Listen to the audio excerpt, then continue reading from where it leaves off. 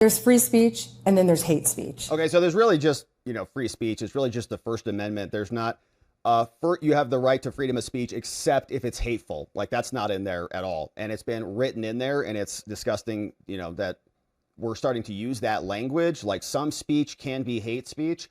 We already have a whole category of stuff that is threatening and intimidating. And we've got a whole compendium of case law on this. We do not need them to water this down because if they ever retake power again, God forbid, they'll use it against us. They'll say, oh, that's Nazi language, you fascist. And then they'll censor us. They've already done it.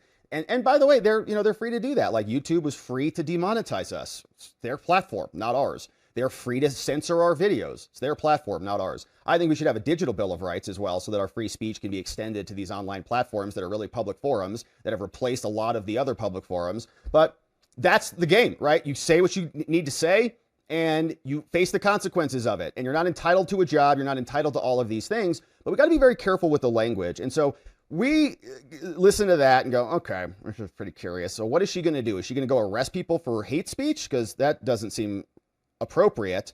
But she clarifies it's not just about the speech. So Pam Bondi posted this bright and early this morning, trying to get ahead of this thing. Says, all right, look, hate speech that crosses the line into threats of violence is not protected by the First Amendment. All right. Now that's an action. Okay.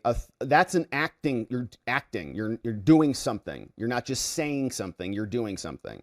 So I guess you could call it hateful speech that people have, but it's not really a legally cognizable category.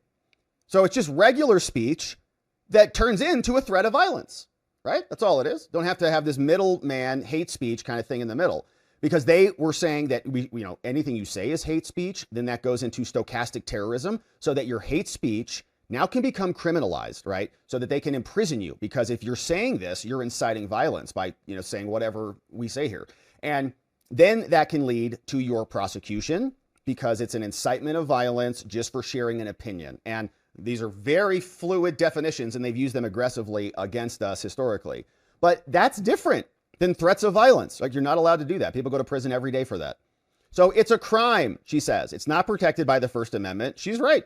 Now, it's for far too long, we've watched the radical left normalize threats, call for assassinations, and cheer on political violence. And that era is over.